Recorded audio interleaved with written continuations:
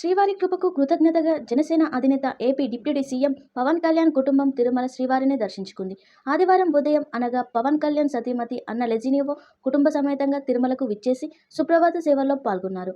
తలనీలాలను సమర్పించడం, అన్నదానం చేయడం వంటి సాంప్రదాయాలను పాటిస్తూ పవన్ కళ్యాణ్ కుటుంబం వినయపూర్వకంగా మొక్కులు తీర్చుకుంది.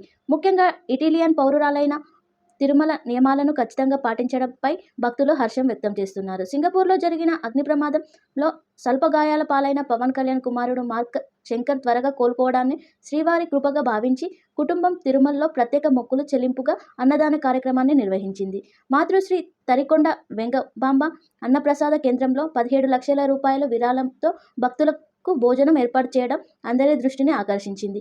ఈ రోజు భోజనదాత కొణిదెల మార్కర్ శంకర్ విరాళం 17 లక్షలు అనే ప్రకటన బోర్డుపై ప్రదర్శించబడింది. అన్న లెజినివో భూవరహ స్వామి దర్శనం, తలనీలాలను సమర్పించి గాయత్రి నిలయంలో, అతిథి గృహంలో, బాసవ వంటి అన్ని దైవ దర్శనాలను ప్రోటోకాల్ ప్రక్రియ పాటిస్తూ 3 రోజుల పర్యటనలో ఉండనున్నారు.